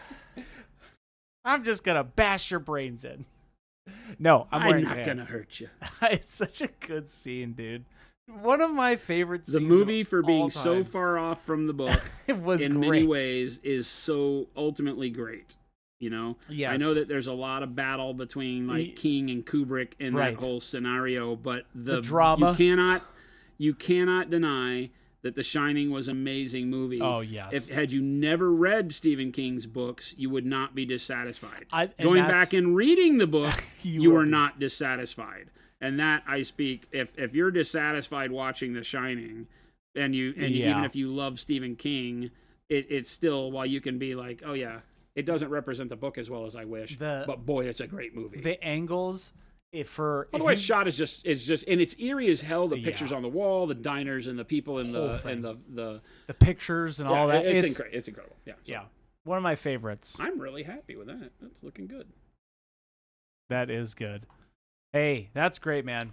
Round of applause. Good stuff, Christopher. Good stuff. Hey, welcome in. Which Shining, the old one or the new one? They made a new one? No, that I know what you're talking about. They with made Dr. Yeah, I don't know that one. The one with the kid grown up. I think so. Yes. Dr. Sleep. Dr. Sleep. Yeah. Yes, I didn't see that one. I'm talking about the OG one. Yeah, Dr. Sleep. That's not. I don't count The Shining. That's just Dr. Sleep. Red Rum running around as an adult with a little girl that shines. And some group of Did you watch it? Yeah. You did? Yeah, it's a group of gypsy soul suckers that have the shine, that one of them's power in the shining, because the shine is like magic. Yeah. Right? Having the shine is like the ability to be a magician or read or whatever. Right. Be tuned into that world. Right. And one of them, her shine is that she can detect all the other people who can shine. It's like an X-Men type thing, right? Gotcha. It's like Professor X can find the mutants. Right, so she finds them all, and they go and they suck the soul out of them. They all stay young by sucking. They're vampires. Oh, okay. By any other name. Huh. And so the whole movie is not Ethan Hawke. What's the guy's name who does it? It's Obi-Wan Kenobi. Ian McGregor. Ian McGregor. It plays. Oh, right. Okay, I know what you're talking about. Yep. And that child actor did not do anything after that movie. I wouldn't have either. Yeah. There's actually some stories behind it, but if you gotta look at his IMDb. Nothing. Yeah. I believe so. There's a story behind that whole movie, but when you just watch that movie just for the angles of the camera, that one is Great. It's a great movie. It just gets derailed from the story. The Stand. Okay, gotcha. Yeah. Which texture model would you advise to work on freehanding? Texture trainer, I'm assuming is what you're meaning, Terrence? Which texture model would you advise to work on freehanding? Texture trainer model? Oh. I guess it depends, right? None of ours currently are really built for that. I say that's wrong. You could do face tattoos. The cloak or the cape for the hunter is really great. Yeah. Face tattoos. The one for the warrior also, it has more ripples in it, so it's a little harder. But yeah, you could do like facial tattoos on the hunter or on the warrior. The crone, her head bandana, you could do some really cool. These are going to be mostly like fabric freehand, where you're doing like diamond patterns or fabric patterns in them as a freehand. If you wanted to have like a dragon on a shield, there's nothing really appropriate for that on them right at this point. You could do like painted freehand stuff on the warrior's leather chest plate. Yeah. Things like that. So there are some good open areas. I think all of them are good. I think it would just depend on what you're trying to work on for freehand. That's what a texture trainer's for. Right. Give it a whirl. Do whatever the heck you want. Put paint on the model. That's the answer. Yeah, Rebecca Ferguson is really good. I like her a lot. Mm-hmm. But that was a horrible movie. The Stand is a pretty good movie.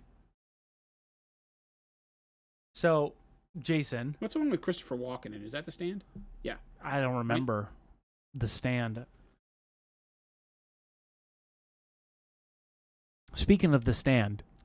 Welcome, everybody. Jason's standing, and he has pants on. I do have pants on. I can Thank confirm. you for noticing, Chris. I wore them just for you.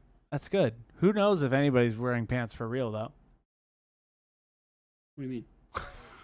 I don't know. I don't understand. Are you wearing pants for real? About? Are you wearing pants for real? There are real pants, and unless this is, well, even if it's a simulation, I am wearing pants for as close to real as we know of real. I think you are wearing pants. I'm going to go with yes. I will confirm.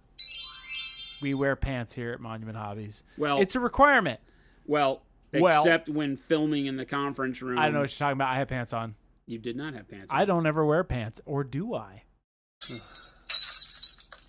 Chat, again, I hope everyone has their own Chris. Only because I don't want to be left alone in this world. Yeah. Knowing that I got the only You want to Chris. go insane? Get stuck on an island with me. So, chat, good question. Uh-oh. If you were stuck on an island with Chris, what are the 5 most important things you're going to wish you would have brought? Great survey question.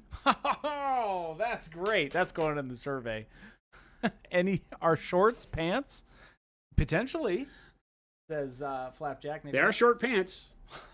Oh, that's why they're called shorts. No. That's why they're called shorts. Wait a second. Because they were short pants. No, short pants. Short pants are different from shorts. No. Shorts no, are there's shorts. been an evolution, but they are not different. They are the same. Short pants are pants that are short. This man acts like he knows anything. No. That's not Change my mind, world. Shorts are shorts. Short pants are pants that are short. We sell paints, not pants. Get it, chat? Jorts, see? Jorts are their own thing, Nibling, and those people should be committed. Whatever you'd like. Seek help. Hey, be nice to the Canadians. That's true. Chris is fired. T. Schmid, what? No. A gag shackles a large box of satellite phone food that Chris is allergic to. That's hilarious. Chris sells us pain. Nibling, no. Well, that's actually a good answer, is that you wish that you had only brought food that your other person was allergic to. That's a good one. Wow. Because I think Lost on an Island, everybody turns into not having things like lactose intolerance if you're stuck on an Because island. you kill me? Huh? Because the idea is to kill me? Oh, I see. You don't have to die. You just can't eat my food. The idea is for you not to die on your own free will. Right? I'm ready to die. I'll fight on that island. I'll eat you alive. I'm kidding. I'm a good person. Let's get this lunch today. What's lunch? Did you eat lunch? Who's for lunch? I mean, what's for lunch? No! 1 second. I'm kidding. Kyle, can you please, Ask HR. With a side of fava beans. Welcome in, everybody. This is a painting stream. Nice Chianti. I'm so glad. What does pants mean in the UK? Oh, pants. Wait a second. You can't convince me, chat, that shorts are pants that are just short pants. There's no way. Come on. Griffith says, I wouldn't kill you. The gag, shackles, and box are where you get stored while I call for help with a satellite phone. So though they wish for a satellite phone too. That's incredibly smart. Wow. I don't want. I'm dying on this island. I don't need help. I'm here for life. You were just thinking about how mellow this week had been so far. What? Chris has been off the rails since the beginning. Remember yesterday, like Gabe took him to lunch. People keep feeding him. I did eat lunch today. I have a sign. Don't feed the Chris. Nobody pays attention. Are you slow fuse? Are you blinking? Says Avian. No, he's fine. He's fine, chat. I started playing a new video game. What'd you play? It's called Magic Craft. Anybody out there played it? Gabe's playing it. I got him on it. Oh, you texted him? Oh, cool. I got him on it. I didn't get a text. I didn't text him. I told him about it open air in the office while you were there. So the fact that you don't pay attention to me is nipping you in the bud right now. I texted Jason last night. You up? See? Shorts is in fact short for short pants. Who knew? Except me. No, that's not true. It is true. Wad band. I love you. Band. I love you, but. This is like Chris's form short of love. For short pants. But. No. You guys, shorts are shorts. There are short pants. Trust me on this one. I know. That's okay. I was texting Jason, you up? He never texted me back. That was at 2 a.m. I've never texted you. That was at 2 a.m., by the way. I've never done that. I told you I will not be up, returning yo? any more of your 2 a.m. texts. You up, yo? Shants? Kyle, you keep saying shants. That's not a thing. These aren't things, you guys. Everybody's banned. About 3-1. Big hammer. The band hammer. That's what I need as a toy. I need a gavel. Where is it? Order in the court. I'm getting a gavel. This is perfect. Woohoo! Chad, I would like to have everyone out there understand that none of this is made up. Order in the court. All of this is exactly how this goes every single day. All right, Amazon gavel. You know what I really hope for everyone is that at one point in your life you can work someplace where this type of joy occurs for no reason at all. That's all I hope. I'm getting a gavel. That's all I hope for you, Chad. Gavel. Oh my gosh, is there a Prime Day deal for a gavel? We're in the money, Chad. Are you in the middle of the show on Amazon buying a gavel? I have to buy a gavel now. Or in the court. Let's order in the court. I have to make sure that doesn't sound annoying. In order for you to have a gavel, you also need one of those judges' roll wigs. Oh my god. Otherwise, this can't happen. I will not allow it. A big powdered wig. You got to have a big powdered wig. Oh wow. I can't wait to buy a gavel. Buy the powdered wig. That's the sound of Chris sprinting to Amazon.com. That's right. If he shows up with a gavel, please fire him. I've fired him 1,000,000 times and it never sticks. So good luck with that. Wow. That's great. I can't wait to get a gavel. These pants that Chris is talking about already have a name. High Waters. Okay. Going clamming? No. I ask Gabe that all the time because Gabe rolls his pants up to like his mid-calf. Gabe's a jorts like, those guy. are called knickers, Gabe. I always go, hey, Gabe, you going clamming? Yeah. And he always goes, I would love to go climbing. I was like, I said clamming. He goes, I said climbing. What is going on? Welcome to my world, chat. Okay, so this color that I've mixed for glaze number 2. Ta-da! What is it? This was 50-50. Okay. So 1-to-1. Yep. This is 3-to-1. A dark worm flesh to advanced flesh tone. Okay. Look at that beauty glaze. Such a good color. Why don't you put the rest of it in that bottle? That was a legitimate thing. Oh no. Wait, is the Jen retiring thing serious? Says Wad. 100%. Jen's retiring. She's not going away though. No. She is evolving. I say retiring. That's a tongue-in-cheek kind of way of saying that Jen is pulling back so that her duties are built around helping the employees find a path through the company that is, focused on their growth and stuff like that. So she is what we're calling the dream manager position, but she's trying to find a different name for it. Yeah. The happy, fun, win-win time manager. We are able to let Jen focus on what she wants to be focused on, where she gets the best reward out of it and delivers a great reward to everybody that she works with. So it's great. Culture and the people. Culture and the people. We are not a company that sells paint. We sell the experience of painting. So yeah, we are very well tuned to that around here, and that's what she's doing. So we have hired a new director of HR and finance. We'll have to get her on stream. Yeah, she'll be able to spend more time on stream and come in and do more social things, which is great. She's excited about that. Mark it down, chat. Just saying what Jason's saying right now. Mark it down. July 25th. Oh, yeah. July 25th is Christmas in July. We're doing a big, fun show. So, Christmas in July. Yeah, Mark it down. Jen had said she'll come paint more. So, yep. Mark it down. The Jen Blend show. We call it Jen Blends. Yes, mark it down. That's right. Kind of like Bob Ross, only no canvas, just plastic models. That's right. So yeah, definitely mark that down. Spread the word. I'm not even kidding. There's going to be some fun. There's going to be a fun white elephant giveaway. So get ready for that. That's going to be very, very fun. It's going to be chaotic. It's going to be fun. There's going to be Christmas themed everything. It's going to be great. It's going to be something.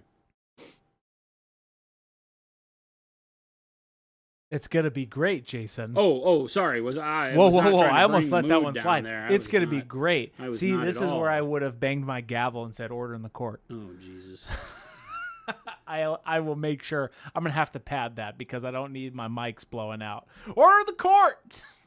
I'm so excited for that. That's hilarious. And like when we have spoken, gavel. I'll have to put it like up here. I'm redoing the whole camera setup for me, so get ready, chat. I haven't done that though because I was trying to ghetto rig my shakes on my camera up on the ceiling, which is working way better, which is great. Like when the AC kicks on, it's a lot more stable. And I've done that with very high-tech, expensive wiring. That is... Chat, this is a paint stream. I'm just going to throw that in there. This is definitely a paint stream. I apologize stream. ahead of time for our resident tech geek. Me? Yeah, oh yeah. I'm not a geek. Oh, you are a geek. I'm a nerd. You are a geek. When it comes to camera equipment, you're a geek. It's one of my favorite things to talk about. One of my favorite things. I can talk about it all day. I really could. I would love talking about it. You don't have to tell me this, Chris. No, Jason. I'll talk about it. I'll talk about it immediately. I work here, Chris. I won't talk about it. All right. I can't. Okay. Nobody wants to talk about it with me. Like, so as I move into this brighter color and away from gavels and nonsense, we are again back to very thin layering, stippling, texturing, just kind of nuzzling it in to where I think I'm going to get the most impact, and not trying to do multiple layers everywhere, just trying to put one layer on, take a step back, look and see how that feels. That's feeling pretty good. We're starting to get more contrast, but it's starting to feel more natural than when the dark purple was showing through so much. Death from Impulsor. This is entertaining and teaching all at the same time. Well, I'm definitely being sold on the whole painting experience. Good. Awesome. That means the world, because that's really what we're here for. That's us in a nutshell. Are you having fun? And are you painting? That's pretty much it. God bless America.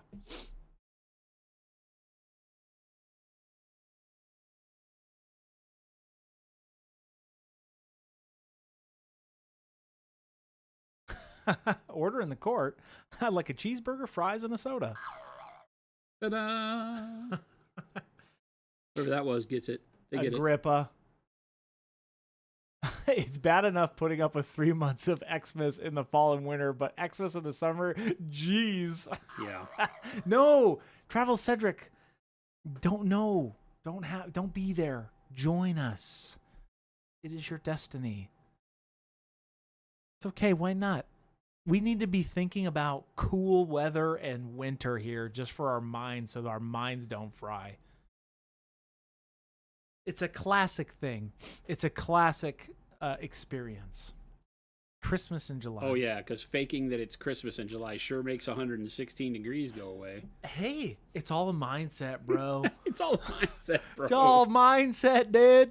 Just think it's cold, man, and it'll be cold. Yeah, man, we got all the paints over there. That was great. It's so true. Yeah, we got paints over there in the back, man. Yeah, the paints over there, man. I just opened this pack today. Got a $14 card. You want to crack some packs? $14 card. Sheesh. Dude, I just made $3.50 on this magic pack, so you can go. Def from Impulsor says, working on my painting area first to have to get foam board insulation up along my basement wall so I can paint in the winter and not freeze to death. Yes. Don't do that. That is also the thing. Don't do that. We have the opposite problem. We're trying not to fry. You're trying not to freeze. However, could you live in a place with perfect weather? You could, but your taxes would be insane. Just saying. I say that all the time. It's like people are like, one day California will fall off into the ocean. And I'm like, yeah, and then we'll have to move because now we get beachfront property. None of us can afford to live in Phoenix anymore. Seriously. Well, going to Kansas. Going to Kansas. Magic math. If I spend $130 on a box and pull these cards, the box was basically free. Bushman, that's also called, gambling. That's right. I said that to the slot machine, and it didn't respond well. Oh. Oh, that's right. Now I have to work for a living. Oh, geez. What a bummer. My basement during the winter gets down to 50 during the day. Eek. I don't turn the heater on at all in the winter up where I live. It gets relatively colder where I live. Yeah. Believe it or not, it's an extra 1,500 altitude. Is it really? Yeah, I have my new watch tells me the altitude, and I didn't realize the change. Oh, interesting. Because we're only at like 1,100 here. Yeah, we're at 1,112.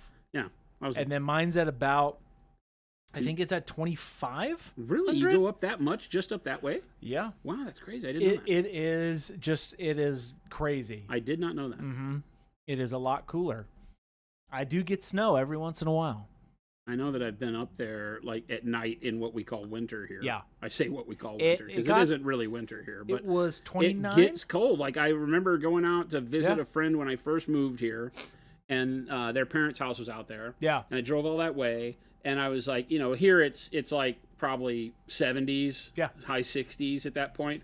I'm like, no big deal. So I drive out there just in t-shirt and shorts or whatever, or jeans or whatever, and get out of the car. I'm like, it's freaking cold. My low was 29. That's insane. This last winter, which is unheard of. I also live at a base of this little mountain. He lives in a basement is what he meant to say. I live in a basement. Have to bring my paints up to the bedroom to stay good. Yeah, they'll freeze on you. Nibling says, I go to the casino to try and win Warhammer money. Gambling is fun, but I'm a degenerate. No. T. Schmidt. Kansas. Ew. Kansas. It's ew, Kansas. But I thought you said for a second. Kansas. Ew, Kansas. Ooh, Kansas. What's wrong with Kansas? Nothing. That's what.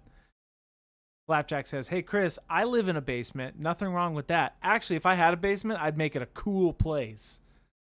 A cool, podcast studio. That's what I would do. Oh, heck yeah. My guest room is that right now, but I would love a basement. But basements in Arizona are very few and far between. You want to know why there's no basements? You gotta have a lot everything of money. Is rock. You got to have a lot of money to dig through bedrock. The bedrock is very high here. That's it. Very high here in the valley. If you have a basement in Arizona, money is not a problem. Yeah. 100%. It was never a question. When they came back and said, do you realize? And you go, shush, shush, shush, shush, shush. Tech Elf, hey now, I'm moving to Kansas at the end of the month. Hey, like I said, nothing wrong with Kansas. Whereabouts? Kansas City, Kansas? Boondocks, Kansas? Are you moving anywhere near the world's largest ball of sisal twine? Travel Cedric, where I live, it gets down to -40. It's time to move. Yeah, that's not... -40? People can't survive in that. What? Nor should you be asked what? to. You live in... Where do you live, Alaska? That's wild. You should not have to live in that. No human. Yeah. There's a song about basements for Alberta. So Area 51 has... Oh, Calgary. Oh. That's Alberta. There's a song about basements for Alberta. Huh. Okay. Yeah, -40. Ugh. What? How could you do life? The answer is you can't. Probably can't go outside. I mean, you can. You can. You'll freeze to death. The problem is, like in Christmas Story, you can only put on so many clothes. Before Yeah. you just can't put your arms down by your side. You can't really walk. Friends make fun of you.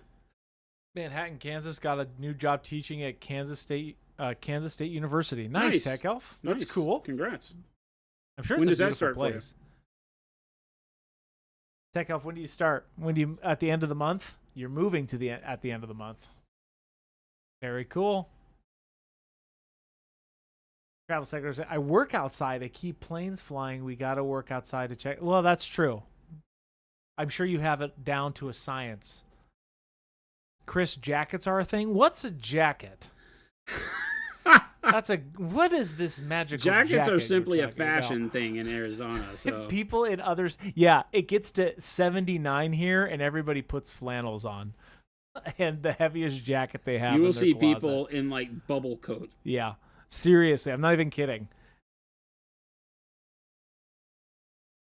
Goose down bubble vests come out whenever it hits the 60s. Ooh, travel session. Sometimes you have to work without gloves. There's got to be a method to keep yourself from not freezing. Mid-August. Well, Tech Elf, congratulations. Hopefully that's a positive thing. Sounds like a positive thing. New journey for you. Make sure you bring your paints to Kansas. That's all I'm going to say. Check out your FLGS finder to find your nearest Kansas store. There you go. There's a little link for you. And it's not even time. Look at that. Even time. I'll give you all the links. Why not? Here's a little Discord link just in case. Oh, don't listen to me. There it is. Perfect. One Discord. That's what I wrote there. Not good. Hey, if you're not a part of our Discord, join it. It's a great place. A lot of cool cats in there. And dogs. Cool cats and dogs. Avian says, damn, I need to go to AZ when it hits 70s. Yeah, you do. Good shorts and flip-flop weather, yes. And for us, we have to bundle up. I'll start a fire when it's 70 in my house. Why not? I was gonna say. Yeah, I'll start a legit fire. I was gonna say I came here and was laughing at people in 2014, and now 10, 11 years later, I'm like, ooh, it's cold. I know. I'm Your like body grabbing, gets I'm wearing used to it. hoodies when it's 70 outside. I'm like, oh, it's freaking Oh, cold. I'll take a out there, hoodie. I'll man. get all cozy up in here. Yeah. I have a real burning fireplace at my house, and I'm like, screw it. I just want to look at the fire. It's 80 outside. I don't care. Every day's a non-burn day, technically, in Arizona. Because we are already on fire. Panic Bomb says, Chris is trying to clock out early. Whoa, whoa, whoa. Take it easy, All Panic day, every Bomb. day. I would never. All day, every day. I will have you know Take that it Christopher is one of the ones here. Usually, he rarely anybody else. Every now and then Gabe, but most of the time it's Christopher that I'm leaving the office, and he's like, "Oh, I got it. I'll lock up." Yeah. Hey, work to be done. Chris Work is to be the done, only chap. one that stays later than me on a regular basis. There's and work. I yell at him, and I tell him he's not supposed to do It's it. all He for does it chat. anyway. It's because I've been writing a survey for the entirety that I've been here. My last hour of non-work time has been to this survey. So, I don't. That's a lie. Just so that you all know. That's a lie. Is He's it? lying to you? I don't know. I could post that right now and tag everybody. I could do that. Should I do that, Jason? You won't do that. I could at least snapshot the first one. One hobby survey to rule them all. Look at this, Jason. And you thought it was a joke. Uh-oh, he's showing me something. Well, pull that back over here. I won't. That was your taste. He did just put on my screen something that said hobby survey. So be very afraid, chat. This may be real. What is this? This may be real. One hobby survey to rule them all. Deep in the desert, high north from Monument HQ. No, you can't read it. It started. This is real. This is a very real thing. Holy mackerel. What is it called? Magnus Opus? My cum très as you'd like to call it. That's just made up nonsense. No, sir. The way I leave this planet. Tramp stamp. No. If Jason Gate was doing tattoos, I'd let him give me a tramp stamp. That's my safety net of saying he's not going to do tattoos, so I'm safe on that one. Magnum Opus. That's right. Panic Bomb. One hobby survey to rule them all. I'll challenge any other company out there. I dare them. I dare you. This is a public dare to every company out there that's a hobby company. You will not make a survey the way I have made a survey for Monument Hobbies. We, the people, have crafted this survey. You and I, chat. Well, we don't want a company that's watching the stream that's now going to go plant a survey out there before you. I hope they do. I hope they do, and I hope it's pathetic. And it will be. And guess what? If they do, you heard it here, because guess what? We're live. We have the proof. Living proof. Jason, I might have to buy a tattoo gun just so Chris panics. Not a gun, it's a machine. Perfect. I'm safe. T. Schmid, you're banned. So, good luck. Address it to me. Panic Bomb says, I'm going to start a hobby company that just makes real food surveys. Hey, Panic Bomb, if you'd like to go into competition with us, feel free. We will quaff you and quash you into the ground. Really good surveys. Really good surveys. Teach me guns kill people. It's a machine. Lumberjack. You're silly. No, that's the thing. That's true. Oh, it's a gun. It a gun. Guns are violent. Pew, pew, pew, pew. Tattoo machine is a machine, not a gun. Yeah, the survey's coming, so everybody get ready. It'll be a thing, okay, chat? I promise you. But I will not release it into the wild unless it's perfect. So, thank you. It's almost time, Jason. To what? It's 3:51 I won't let you do this to me again. Mountain Standard. I won't let you do this to me again, Chris. Maybe we'll reconvene tomorrow at 2 p.m. Mountain Standard Time. I won't let you do this to me again, Chris. Nibling says, I'm going to run the survey through a checker to see how much ChatGPT Chris uses. I hope you do, so that when it comes up as 0%, you will be amazed. The one thing I can guarantee you is this man will never be caught dead using ChatGPT for anything creative. For a survey? Come on, Nibling. Give me a break. Don't let perfection get in the way of good enough. Anastarchy, I appreciate that. And I need to hear that. But when Sauron was crafting the One Ring deep in Mount Doom, he was not worried about that. He had to have it perfect. This will be perfect. No. It's all coming from me, chat. I can't Northrack says, I can't imagine AI ever being able to write in Chris's voice. Good Lord. Nope. That's when you know the world's over. Yeah, true. Which is fine. Let it be. Hopefully I'm old and in the ground by then. But hey, you know what? Let it be. It wasn't perfect. A volcano destroyed it. Hey, Anna, I get that. This survey, though, it'll be fun. You'll enjoy it. I think you all enjoy it. Panic Bomb. If the ring was perfect, he wouldn't have lost it in the first place. Well, maybe you have a good point there, but you're getting into a rabbit hole right there, Panic Bomb.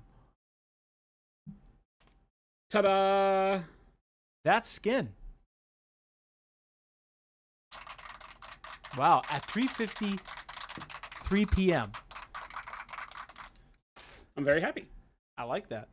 I hope that everybody has been able to follow along. I mean, past the initial crazy coloring that we did, everything has just been iterations of the same theme over and over and over again, which is glazing on more and more color.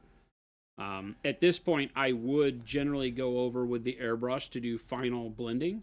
If you pop in close on the torso, you'll see final blending. You would do an airbrush? Yeah, for like anything that I do brighter than this, I would use the brighter color to go in and smooth things out a little bit, very, very thin. Yeah. So that I can get rid of a little bit of the texture. But I'm really happy with this texture, for starting with it to keep things simple and show the speed at which you can blend, right? It really does a good job of giving me kind of a very good artistic flow on the model. So I think the next thing we'll do airbrush is cut in the bathing suit so that I can get the skin off of the bathing suit colors and make sure that I'm happy with all of that. The freckles look good. I'll darken some of the freckles up once we do the final highlights. But cool. This has been, I think everybody, and hopefully you are all enjoying this. I have been learning a lot from this series. Tech Elf says, great job, Jason, in spite of all of Chris's help. Hey. That's why I'm here, Tech Elf. If the survey is the ring, if I print it out and toss it in the dumpster, will it vanish? Yes. Dumpster of Mount Doom. That's on 27th Ave, by the way. If you print it out, you're going to need a lot of paper. Just saying. Double-side that stuff. How many questions is this? I don't know. Only time will tell, and only the survey will tell. And that's scared. actually one of the answers in the question in the survey. How many pages is this? Oh, my God. How many pages is this survey? Skelly B is rating 64 Raiders. We're just about to end. No. But hey, welcome in, Skelly B. Skelly B, what's going on, girl? We appreciate you. Thank you so much for that raid. Welcome in, Raiders. Good to see you. Hope you're doing well. We're just about to wrap up, but Jason has been doing a beautiful skin workup this last week from Monday to today. So if you missed those VODs, go check them out. Thanks again, Skelly B. We've been painting this surfer girl. Skelly B says, we were trying the new Dauntless brushes. They're amazing. Awesome. Nice. I've been using them for this entire model. I love that. Thank you so much. So this is a very good model by Kaha Miniatures. Yep. Over in Europe. I picked it up when I was at Contrast over in Poland this year. And it's just a great skin tutorial. So I still have to do her hand, obviously. But this has been great. So we started this one, just for everybody that's tuning in, we started her as a lesson in underpainting and overpainting. So she started off, if you go back and look at Monday's VOD, she started off as these colors. Yep. Which makes no sense at all. But trust the process. At some point, it makes sense. Yeah, so she looked very comical. As somebody put it in chat, she looked like the Predator's heat vision after day one. And then on day two, we started using the burnt umber and the advanced flesh tone to glaze skin tone over the top of those colors. Punch in real close. Yeah.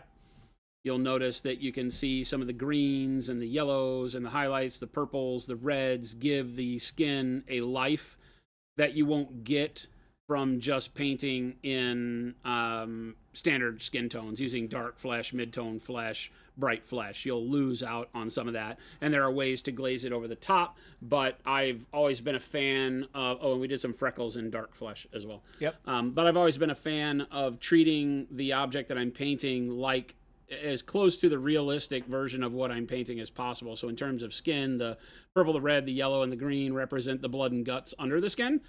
Skin is translucent, and then glazing the skin tones over the top then pushes all of those colors deep inside so that you wind up with a feeling more like real skin, where you get coloration underneath the greens, the yellows of fat cells, various veins and things, musculature, all of that.